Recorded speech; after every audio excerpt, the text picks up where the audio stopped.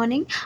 अभी मैं इग्नू का एक इम्पॉर्टेंट क्वेश्चन लेके मैं आ गई हूँ आप लोगों के साथ। ये जो क्वेश्चन है मैं आपको दिखा दूँ कि ये क्वेश्चन 2023 का है, जो एग्ज़ाम आपका जून में कंडक्ट हुआ था उसका है।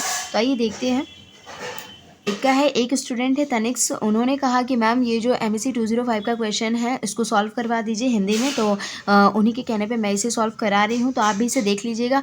और इग्नू में हमेशा क्या होता है ना कि प्रीवियस ईयर के क्वेश्चन जो है वो रिपीट होते हैं, तो इसलिए आप उसको इस पर्पज़ से भी देख लीजिएगा कि जो रिपीटेड क्वेश्चन है वो आपको मिले तो आप उसको सॉल्व कर सको। तो सबसे पहले इसमें हम एक संक्षिप्त नोट्स के बारे में चर्चा करेंगे, उसके बाद सारे क्वेश्चन के आंसर मैं धीरे धीरे अपलोड कर दूँगी, ठीक है।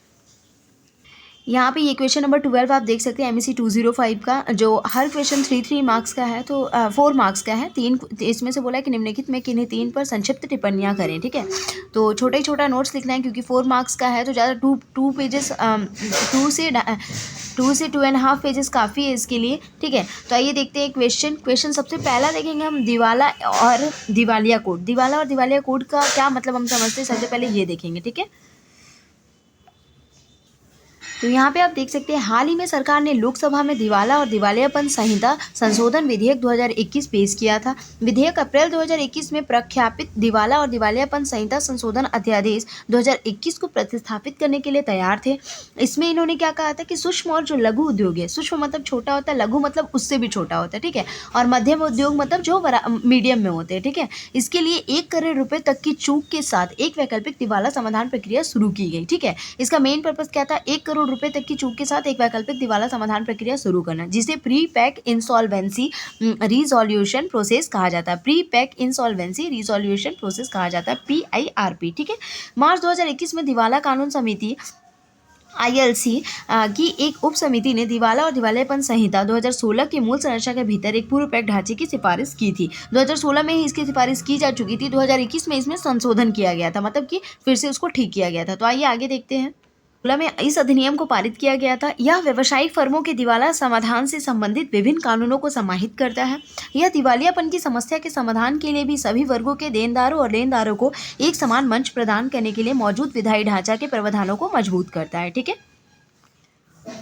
एक ऐसी स्थिति होगी जिसमें कोई व्यक्ति या कंपनी अपने बकाया ऋण चुकाने में असमर्थ होता है। बहुत सारे कंपनी या फिर जो मतलब काम करने के नए नए व्यवसाय होते हैं जो शुरू होता है, उसमें इन्वेस्ट करते हैं, उसमें उसको प्रॉफिट नहीं होता है, इनफैक्ट लॉस हो जाता है। तो इसमें ऐसे क्या होता है कि ऐसी स्थिति आ जाती है, तो इसमें ये क्या करता है, जो दिवाला और दिवालियापन संहिता है, वो इसमें व्यक्ति और कंपनी को क्या बकाया ऋण, जो भी ऋण उनका बाकी रहता है ना, 1 करोड़ रुपए की जो उन्हें लोन दी जाती है, वो उसको चुकाने में असमर्थ होता है, तो उसको वो देखता है, ठीक है। फिर बैंकरप्सी एक ऐसी स्थिति है जब किसी सक्षम न्यायालय द्वारा एक व्यक्ति या संस्था को दिवालिया घोषित कर दिया जाता है। क्या बैंक करप्सी का मतलब क्या होता है, एक ऐसी स्थिति जिसमें सक्षम न्यायालय द्वारा, कोई भी न्यायालय द्वारा, हाई कोर्ट हो आपका, उसमें एक व्यक्ति या संस्था को, व्यक्ति को भी या फिर संस्था को भी दिवालिया घोषित कर दिया जाता है कि अब इसका प्रोसेस आगे नहीं हो सकता, दिवालिया हो गया, इसका कहानी अब खत्म है, ठीक है। और न्यायालय द्वारा इसका समाधान करने तथा लेनदारों को अधिकारों की रक्षा करने के लिए उचित आदेश दिया गया हो, या किसी कंपनी अथवा व्यक्ति द्वारा ऋणों का भुगतान करने में असमर्थता की कानून की घोषणा है। इसमें प्रमुख बिंदु हम लोग देख लेंगे। इसके प्रमुख बिंदु है, सबसे पहले संकटग्रस्त कॉर्पोरेट देनदारों को नए तंत्र के अंतर्गत बकाया ऋण की समस्या को हल करने के लिए अपने 2/3 लेनदारों के अनुमोदन के साथ एक PIRP शुरू करने की अनुमति है। कॉर्पोरेट देनदार वह व्यक्ति है जो किसी अन्य व्यक्ति को कर्ज देता है। यदि परिचालक लेनदारों को उनकी बकाया राशि का 100% भुगतान नहीं करता है तो PIRP संकटग्रस्त कॉर्पोरेट देनदारों द्वारा प्रस्तुत समाधान योजना के लिए स्विस चैलेंज की भी अनुमति देता है, ठीक है। स्विस चैलेंज बोली लगाने का एक तरीका है जिसे अक्सर सार्वजनिक परियोजनाओं में इस्तेमाल किया जाता है, जिससे इच्छुक पार्टी अनुबंधन के लिए प्रस्ताव या परियोजना हेतु बोली प्रक्रिया शुरू कर देती है, ठीक है। अब प्रिप के विषय में हम देख लेंगे। यह सार्वजनिक बोली प्रक्रिया के बजाय सुरक्षित लेनदारों और निवेशकों के बीच समझौते का माध्यम का संकटग्रस्त कंपनी के ऋण का समाधान का कार्य करती है। दिवाला कार्यवाही की यह प्रणाली पिछले 1 दशक में ब्रिटेन और यूरोप में दिवाला समाधान के लिए तेजी से लोकप्रिय तंत्र बन गई है।